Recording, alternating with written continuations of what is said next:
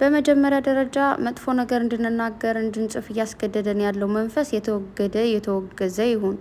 የምሬን ነው። በጣም ብዙዎቻችን አሁን ላይ እየተበከል እንገኛለን። በአንዳንድ ሰዎች ምክንያት ያልሆነ ነገር እንድንናገር እንድንጽፍ እየሆንን ነው። አሁን ብዙ ጊዜ ከማየው በጣም መልካም የነበሩ ሰዎች ሁሉ እየተበላሹ እያየዋቸው ነው። የምሬን ነው። ስለዚህ እንደዚህ ልንሆን የቻልነው በምንድን ነው? ፈጣሪ ሆይ ይህን ሁሉ ነገር ከኛ ያርቅልን። የምሬን ነው።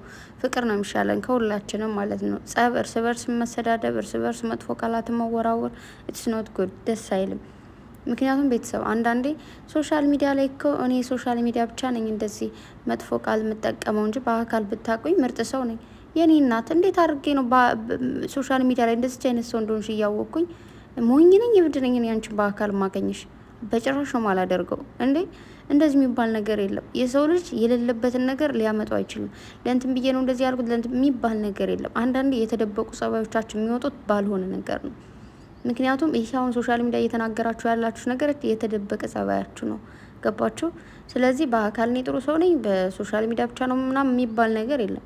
እውነተኛ ትክክለኛ ሰውነትሽን ትክክለኛ ባህሪን ይዘና መጥፎም ከሆንኩ መጥፎ ነው፣ ጥሩም ከሆንኩ መጥፎ ጥሩ ነው። ስለዚህ ዋካችሁ አሁን ላይ ባልሆነ በትንሽ ነገር ተጀምሮ ነው ከትልቅ ደረጃ ላይ ደርሶ ሰው እየተጋደለ ያለው። አሁን ላይ የምንሰማው ወጣቶች ምኖች ገና ሩጠው ያልጠገቡ ልጆች እየሞቱት በሰው እጅ ተገደሉ እየተባለ ያለው ምንድን ነው? በትንሽ ነገር ጀምረው ጭቅጭቁን ከፍ አድርገውት ነው። በስራ የተጀመረ ጸብ ትልቅ ይሆናል በነገራችሁ ላይ ማለት ነው። በስራ ጀምረ ነው ተብሎ ከዛ በእውነት ይዞራል።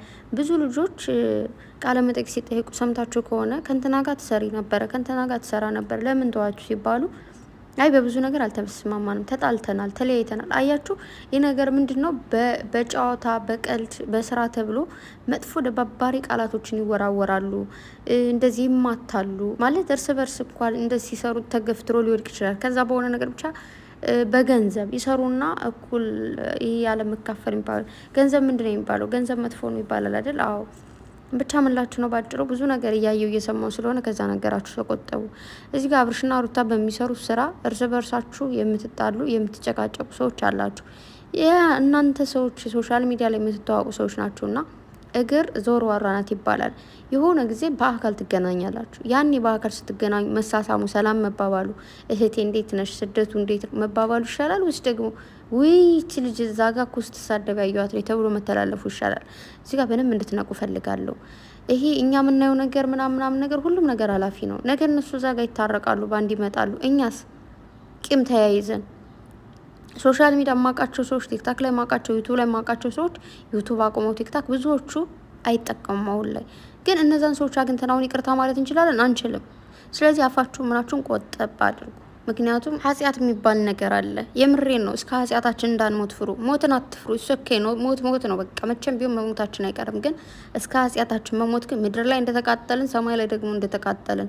እቺ ምድር እኮ ጊዜያዊ ነች፣ ይቻለም ማለት ነው። ነገ ጥለናት እንሄዳለን። ግን የላይ ቤታችን የዘላለም ቤታችን ነው። ስለዚህ የላይ ቤታችሁን አጽዱ። የምሬን ነው። እግዚአብሔርን ቢያንስ ማለት ነው መልካም ሰው ባንሆን መጥፎ ሰው አንሆን። ለምን መጥፎ ሰው እንሆናለን? መጥፎ ሰው አለመሆን እኮ ይቻላል። መልካም ሰው መሆን ባይቻልም ማለት ነው። ይህንን እያልኳቸው ያለሁት በጣም ይቅርታ ብዙ ነገሮችን እያየው ስለሆነ ነው። ማርያምን ነው ምላችሁ።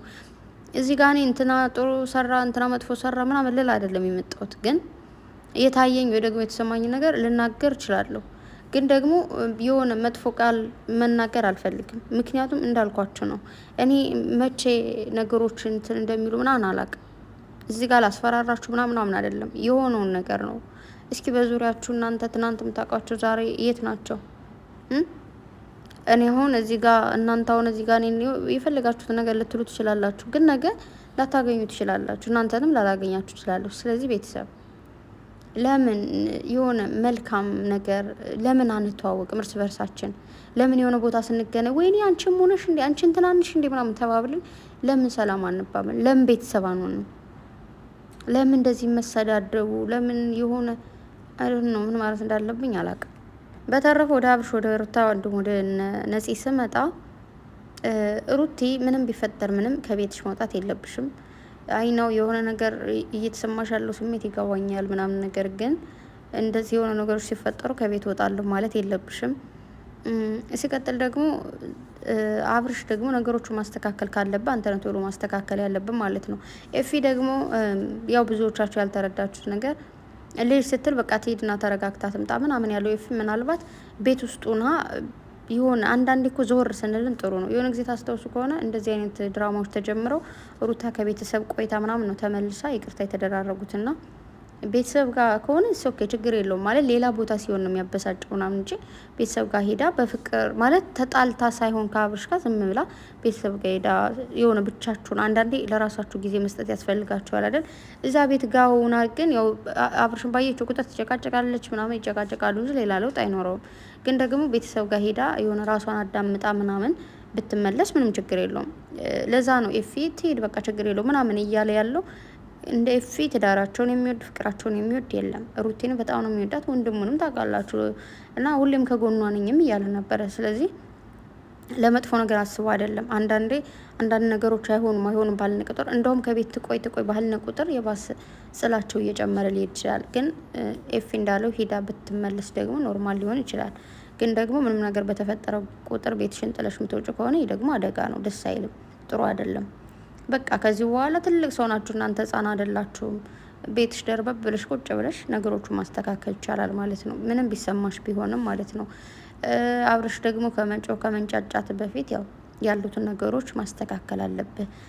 ልጅቱን አንድ አውርቻታለሁ፣ አንድ ያላወራኋትም፣ አንድ አግኝቻታለሁ አላገኘኋትም ሳይሆን ያሉ ነገሮችን በደንብ ማስተካከል አለብህ። ሲቀጥል ደግሞ ነፂ የሆነ የራሱ የሆነ እውነት ሊኖራት ይችላል።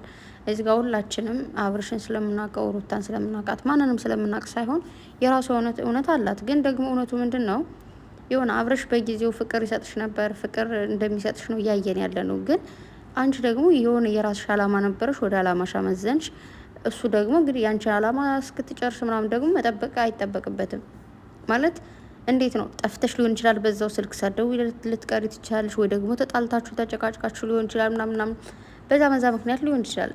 የእውነት እንኳን ከአብርሽ ጋር ባይ በቃ እንፈላለግም ብላችሁ እንኳን ባትለያዩ፣ አብርሽ እንዳለው ግን ሁለታችንም በቃቸው ተባብለን ማለት ያላመቻቸን ነገር ነበር፣ ተለያየም ብሏል። ስለዚህ ተለያያችሁ ሌላ ሰው ጋር ስለሆነ አሁን ላይ መጠሽ ሌላ ነገር፣ ከዛ ደግሞ ሴት ስለሆነች ተረዷት ምናምን የምትሉን ሰዎች ደግሞ ሴትነት አይደለማ ቤተሰብ፣ ሴትነት ራሱን የቻለ ሴትነት አለው። አሁን እኛም አሁን እዚህ ጋር መጥቼ እየለፈለፉ ሴትን የለልም አልችልም። እንደውም ሴትነት የራሱ የሆነ ነገር ስላለው ሴት ስለሆንሽ ምናምን የምለው ነገር የለኝም። ከዚህ በፊት ፍቅርሽን ጠብቀሽ ኑረሽ ቢሆን ሴት ነች ብዬም ልከራከር ችል ነበር። ግን አሁን መጠሽ እንደዚህ እጅሽን መቆራረጥ የሆነ በራስሽ ላይ አደጋ ማድረስ ምንም ትርጉም የለውም። አብርሃም የራሱ እውነት አለ፣ እሱን ያውጣለን ምናምን ነገር። ስለ ሩታ የምታወሪው ነገር ደስ አይልም። የሆነ ራሽን ችለሽ እንደዚህ ብለሽ እንኳን እኮ የሆነ አይዲያ ይዘሽ ብትመጭ ኦኬ።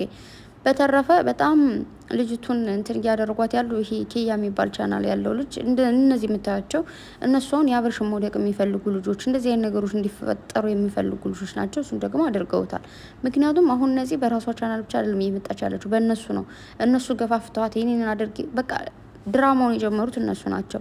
ስለዚህ ሪል መስሏችሁ ሴትና ስተረዷት እንደዚህ ነው ሩታንም የማይሆን ነገር እያላችሁ ያላችሁ እዚህ ጋር ታቆማላችሁ ማለት ነው። ደስ አይልም። የእውነቴን ነው ማለት እናንተ ልጆቹ ወጣት ናችሁ።